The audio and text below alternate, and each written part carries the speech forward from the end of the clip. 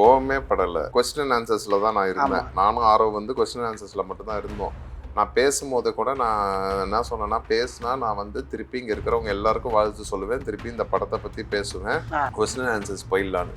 Question answers போனதுக்கு அப்புறம் தான் எனக்கு தெரிஞ்சுது இதுக்கு பதிலாக நான் பழைய பேட்டர்னில் எல்லாரும் இதை விட ஃப்ராங்காக பேசக்கூடாதுன்னு ஒரு கான்சியஸ்னஸில் நான் இருப்பேன். ஓகேயா?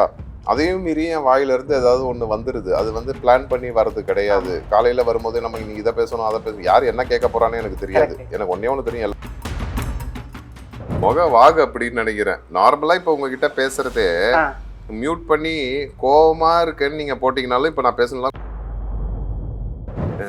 ஒருத்தங்கள சொல்லி அவங்களே சொன்னாங்க தெரியுமா, மேடையில 5 ரியாக்ஷன் தான் இருக்கு சார், அவரெல்லாம் கோடீஸ்வரர் சார், நான் ஏழை சார், என்கிட்ட ஒண்ணுதான் சார் இருக்கு. கிட்டத்தட்ட ஒரு 15 சீக்வன்ஸ் சொல்லி இதை உங்க கண்ணில் ரியாக்ஷன் காட்டுங்கன்ட்டாரு. அப்பா நின்ட்டேன், ஒப்படைச்சேன், அதுக்கு நீ இப்படியா அப்படி. ஒரே வருஷத்துல 4 படம் 1.5 மாசத்துலயே ஆச்சு. நான் திருப்பி பார்க்கும்போது இல்லடா இது டீப் பிளாக் இல்ல தேஜாவோ அப்படிங்கிற மாதிரி லிட்டில் கன்ஃபியூஷன்லாம் ஆனிச்சு. எனக்கே இருந்துச்சு, உங்களுக்கு எப்படி இல்லாம இருக்கும்?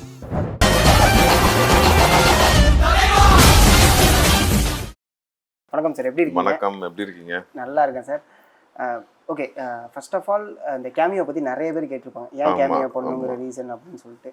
ஆனால் எனக்கு ஒரு கேள்வி இருக்குது. என்ன அப்படின்னா, ஓகே அடுத்தடுத்து லைனப்ஸ் இருக்குது, இந்த டைமில் கேமியோ படம் வர்றது சரியாக இருக்குமாங்கிற ஒரு மைண்ட் செட் ஒன்று இருக்கும்ல, அதை பற்றி எனக்கு சொல்லுங்கள்.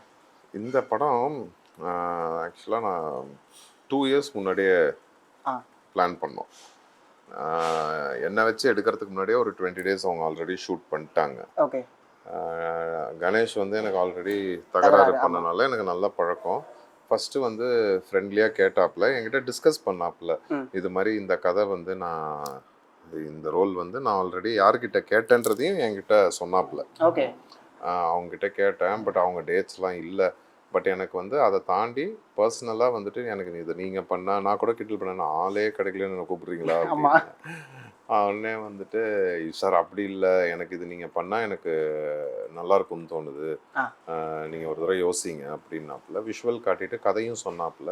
நீங்கள் கேட்ட கேள்வி வந்து எனக்கே டவுட்டாகவே இருந்து, நீங்கள் கேள்வியில் கேட்டது எனக்குமே அந்த ஃபீலிங் இருந்துச்சு, நம்ம இப்படி பண்ணுறோமே. ஏன்னா சம்டைம்ஸ் வந்துட்டு என்னென்னா, இந்த மாதிரி படம் பண்ணால் தொடர்ந்து அது மாதிரியே பண்ணுற மாதிரியான சூழ்நிலை வரும். பட் இந்த கதை வந்து அப்படி கடந்து போகிற இது கிடையாது.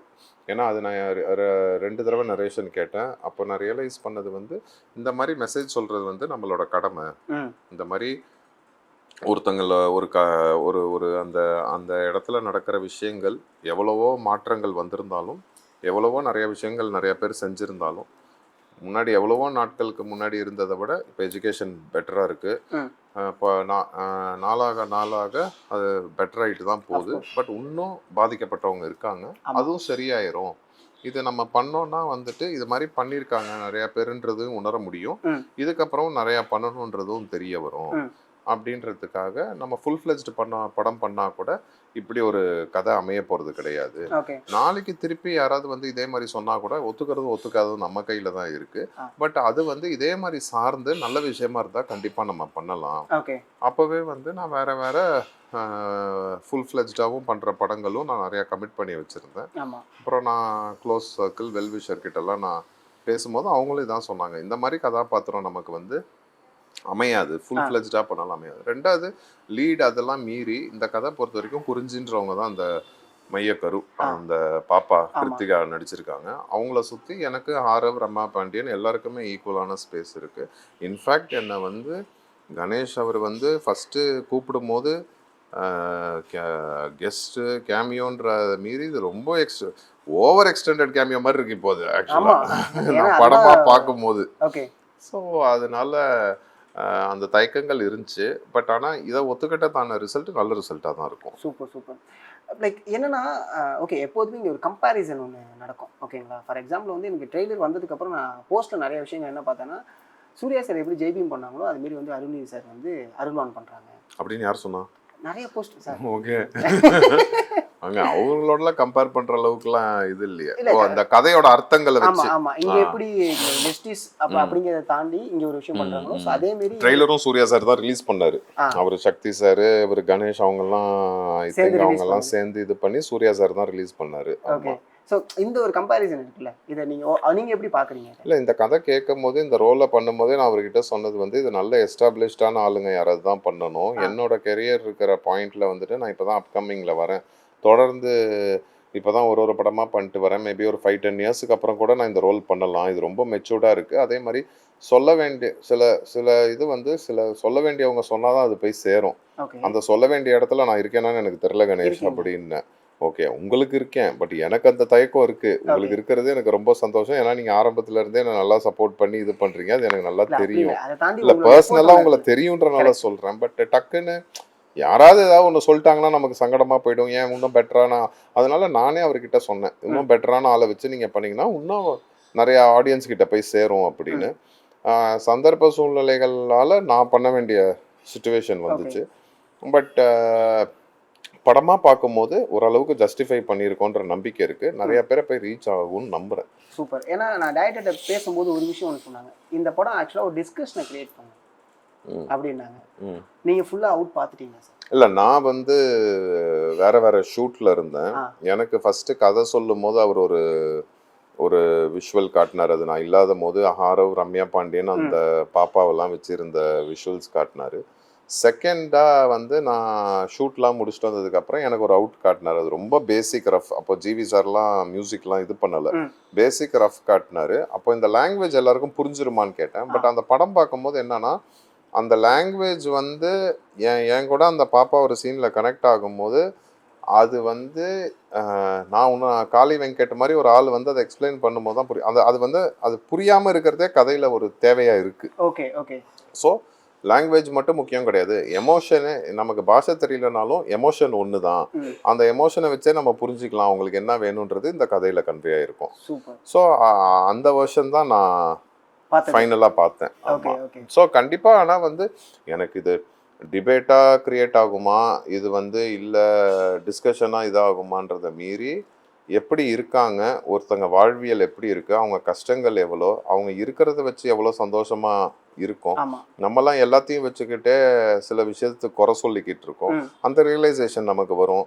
அவங்க லொக்கேஷன் நம்மலாம் இவ்வளோ இருந்தே ஆனால் அந்த பாப்பா கிட்ட வந்து ஒரு தனக்கு கல்வி கிடைச்சி ஊர்ல இருக்கிற மொத்த மக்களுக்கும் கல்வி கிடைக்குதுன்ற சந்தோஷம் ஒன்று இருக்குல்ல, அது வந்து என்ன சக்சஸை வேணா கொடுக்கும்ன்றது அந்த குழந்தையோட ஒரு ரியாக்ஷன்லயே வரும். அந்த சந்தோஷம் தான் மிகப்பெரிய சந்தோஷம். நான் அது வந்து அந்த ஷூட்டிங் லொகேஷன் போகும்போதே நாங்கள் நடந்து போன பாதை அந்த அவ்வளோ டிஃபிகல்ட்டாக இருக்கும். அங்கே நமக்கு வந்து அது ஒரு நாள் போகிறதுக்கு அவ்வளோ கஷ்டமாக இருக்குது. சிலருக்கு அது டெய்லி ஆக்சஸாக இருக்குது. அது அவங்க அவ்வளோ ஈஸியாக போயிட்டு வராங்க.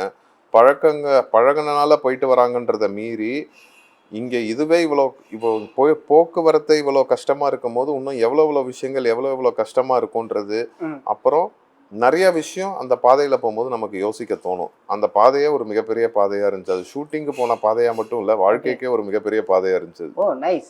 நிறைய விஷயத்தை லேர்ன் பண்ணிருக்கீங்க. ஆமாம், அஃப்கோர்ஸ் நான் இந்த கேள்வியை வைக்கலாம் தான். என்னன்னா ஒரு படம் முடியும் போதும் அந்த படத்துல ஏதாவது ஒரு விஷயத்தை நம்ம லேர்ன் பண்ணிருக்க மாதிரி இருக்கு. அந்த ஆன்சர் வந்துருச்சுன்னு நினைக்கிறேன். அதுதான் நான் சொல்றேன். ஏன்னா இவ்வளவு விஷயம் சொல்லுவோம். நம்ம இன்டர்வியூல பிரச்சனை இதுதான். நீங்க கேட்கறதுக்கு முன்னாடியே நான் ஒரு ஆன்சரை கொடுத்துறேன்.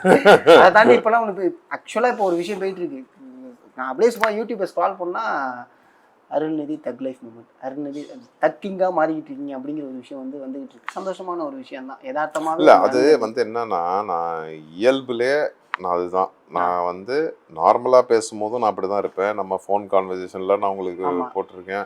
அதை ரெக்கார்ட் பண்ணி நீங்கள் ஒரு ஸ்டேட்டஸாக போட்டு அதுக்கு நான் ரியாக்ட் பண்ண விஷயமுமே உங்களுக்கு தெரியும் எப்படி என்னன்னு. இது வந்து என்னன்னா, இது வந்து சரி நம்ம கேஷுவலாக பேசுறது, உண்மையாகவே ஃப்ராங்காக தான் பேசுவேன். நான் இயல்புலேயே அப்படி தான் இருப்பேன். இன்டர்வியூவில் போதும் ஃப்ராங்காக தான் பேசுவேன். இதை விட ஃப்ராங்காக பேசக்கூடாதுன்னு ஒரு கான்ஷியஸ்னஸில் நான் இருப்பேன். ஓகேயா? அதையும் மீறி என் வாயிலிருந்து ஏதாவது ஒன்று வந்துடுது. அது வந்து பிளான் பண்ணி வர்றது கிடையாது. காலையில் வரும்போதே நம்ம இன்னைக்கு இதை பேசணும் அதை பேசணும், யார் என்ன கேட்க போறான்னு எனக்கு தெரியாது. எனக்கு ஒன்னே ஒன்று தெரியும், எல்லாரும் ஒரே விஷயத்தான் கேட்க போறாங்கன்னு மட்டும் தெரியும். ஓகே. ஆனால் வந்து என்னன்னா, நான் அதை தாண்டி இப்போ என்னோட மை டியர் சிஸ்டர் டைரக்டர் பிரபுவும் சரி, 2-3 பேரும் சரி, நம்ம சீரியஸாக ஒரு விஷயங்கள் பண்ணிக்கிட்டு இருக்கோம். அது இந்த விஷயங்கள் டைவர்ட் பண்ணுதோ. ஏன்னா படத்தை பற்றி ஒன்று நம்ம போகிறோம். அருள்வான்னு ஒரு படம் பண்ணுறோம். அடுத்தது வேட்டச்சாமின்னு ஒரு படம் பண்ண போகிறோம். அப்புறம் வந்து மை டியர் சிஸ்டர்னு ஒரு படம் பண்ணுறேன்.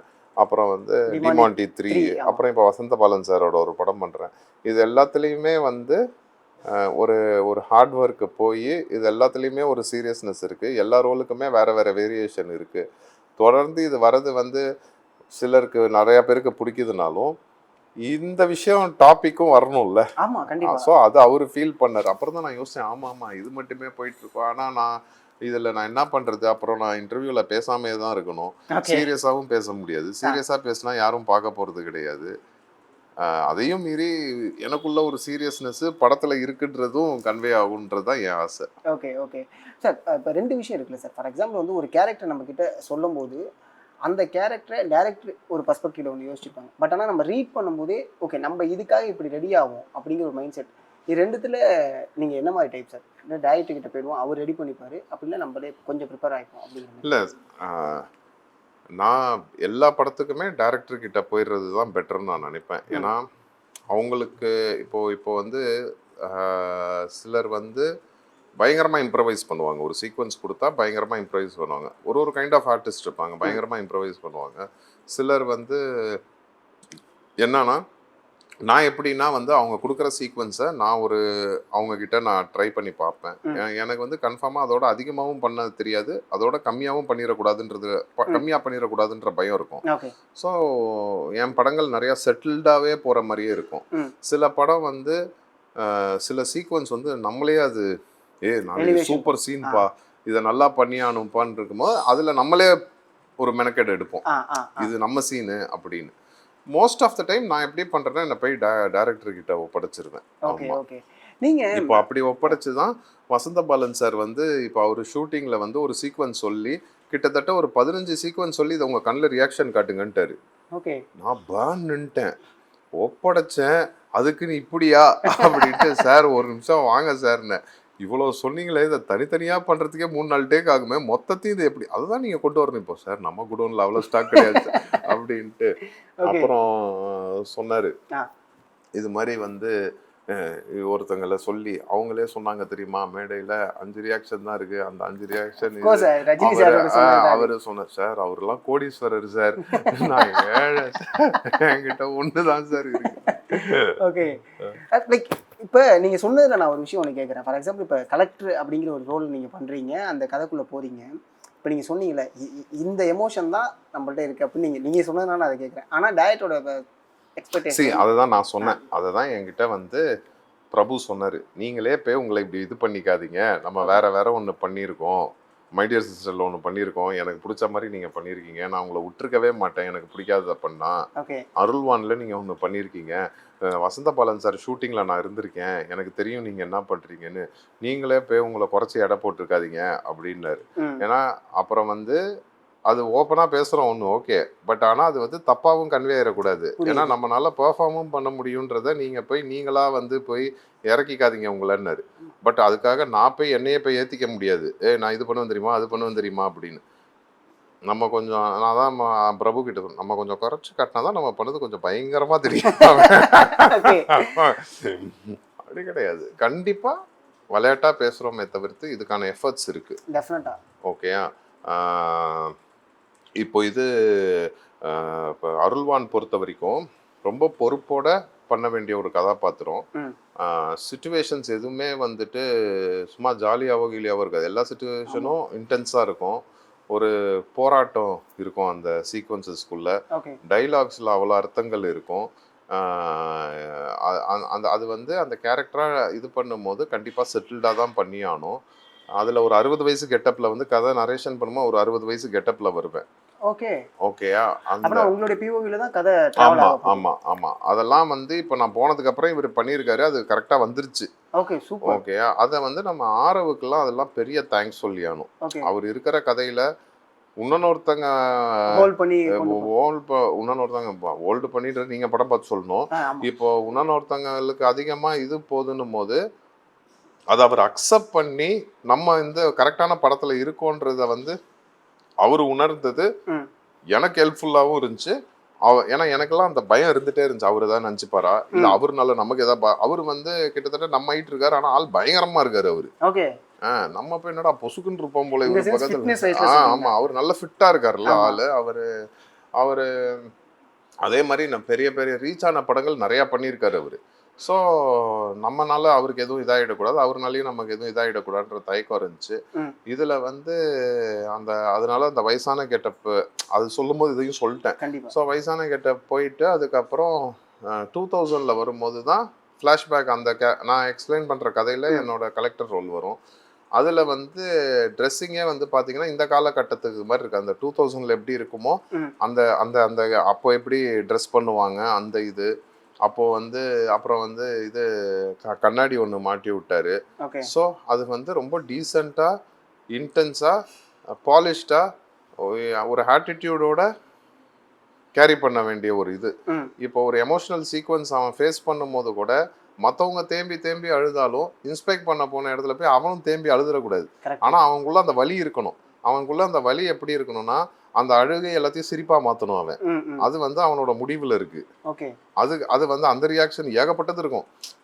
இந்த இவ்வளோ ரியாக்ஷனா அப்படின்னும் போது ஒரு மாதிரி இருக்கும். பட் ஆனால் அதில் வந்து கிருத்திகா வந்து அவங்க பெர்ஃபார்ம் பண்ணும்போது அவங்க வந்து ஒரு விஷயம் பண்ணும்போது அந்த கலெக்டர் கண்ணிலேருந்து ஒரு கண்ணீர் வரும்.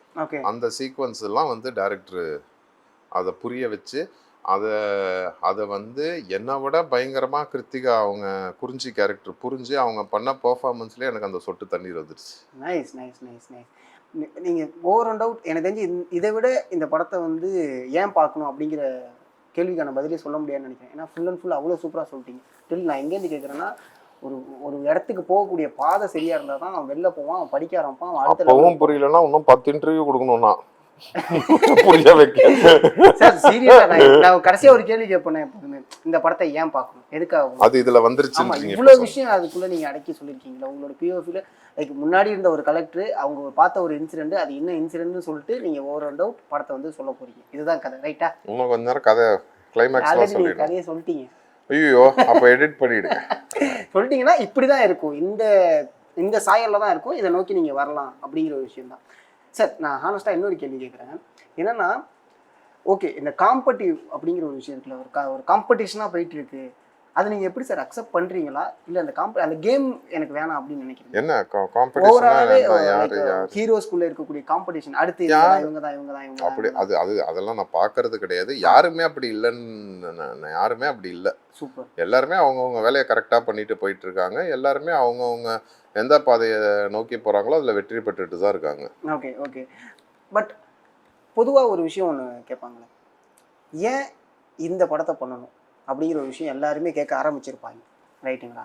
அதுக்கான தெளிவை வந்து ரொம்ப அழகாக சொன்னீங்க. இதுக்கான ரீசன் தான் மெசேஜ் ஓரியன்டாக. இதுக்கப்புறம் சார் நீங்கள் ஜஸ்ட் ஒரு வாய்ஸ் ஓவராக நீங்கள் கொடுங்க, உங்கள் வாய்ஸ் இருந்தால் கரெக்டாக இருக்கும் அப்படிங்கிற மாதிரியான ஏதாவது வந்தால் தாராளமாக தருவீங்களா படத்துக்கு தேவையான?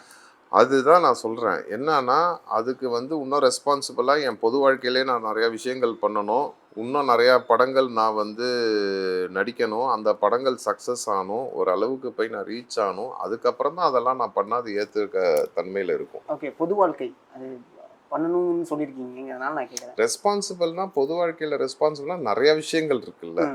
நான் உங்ககிட்ட பேசுகிற விதத்திலேயே ஒரு ரெஸ்பான்சிபிலிட்டி இருக்குது, அதுவே நான் கொண்டு வரணும்.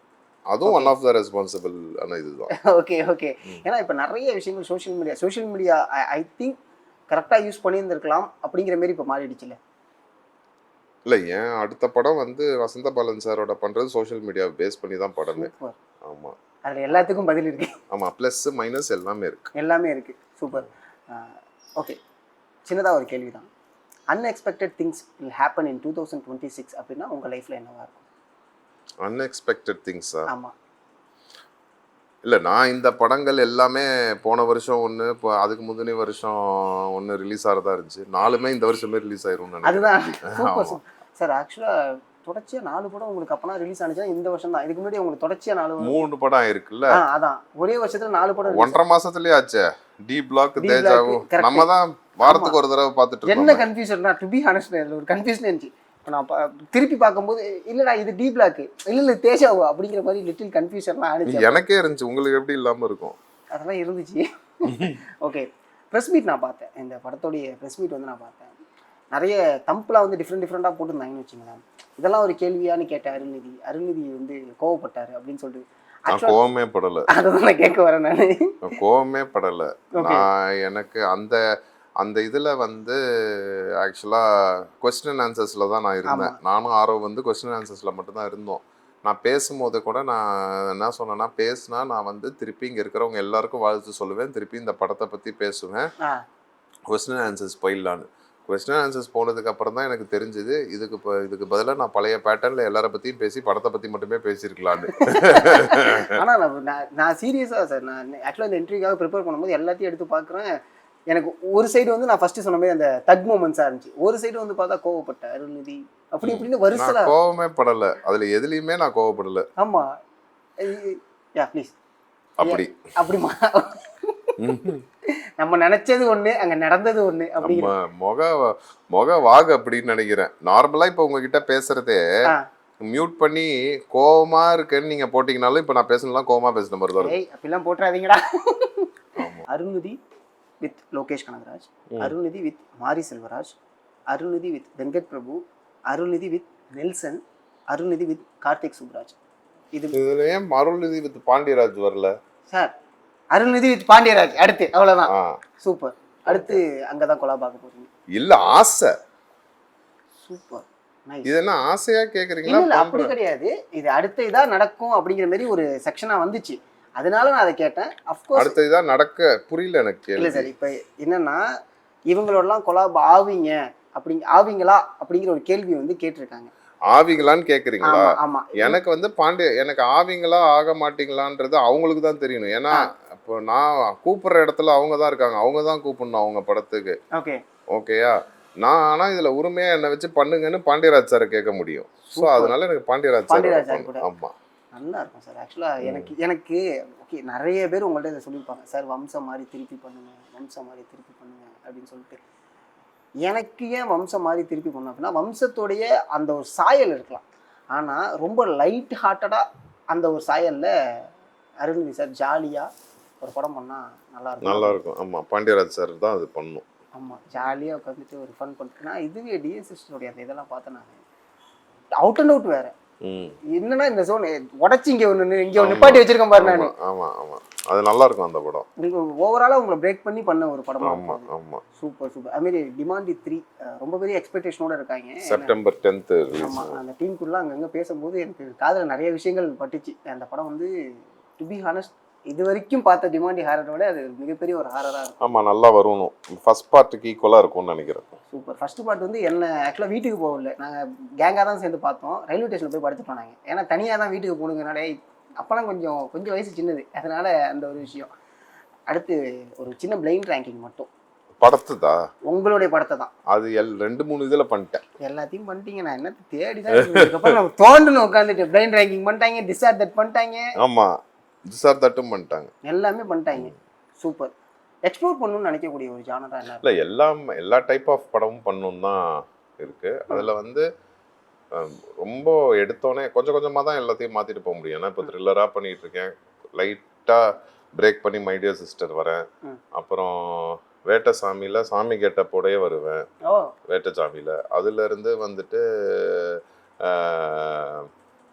இது இப்போ வசந்த பாலன் சாரும் ஒரு புது ஜானர் ஒன்று ட்ரை பண்ணியிருக்காரு, எனக்கும் அது புது ஜானர். சூப்பர். ஸோ கொஞ்சமாக பண்ணணும். அதே மாதிரி எடுத்தோடனே சம்மந்தமே இல்லாமல் எக்ஸ்ட்ரீமாக ஒன்று பண்ணாலும் இப்படி பார்த்துட்டு அதில் பார்க்க இதாக இருக்கும். ஸோ கொஞ்சமாக இது பண்ணி எல்லா கைண்ட் ஆஃப் மூவிஸும் பண்ணணும் தான் ஆசை. ரொம்ப கான்சியஸாக தான் இருக்கீங்க.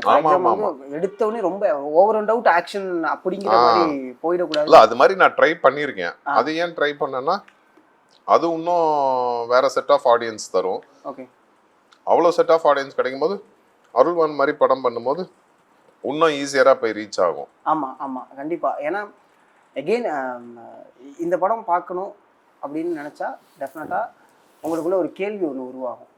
படம் பார்த்துட்டு வெளில வரும்போது நம்ம இன்னும் எண்ணத்தில் கான்சியஸாக இருக்கணும், எந்தெந்த விஷயங்களை நம்ம நோட் பண்ணணும் அப்படிங்கிறது பார்க்கக்கூடிய ஆடியன்ஸுக்கு ஒரு கேள்வியாக உருவாகுமா சார்? எனக்குள்ள நான் என்ன மாற்றிக்கணும்னு.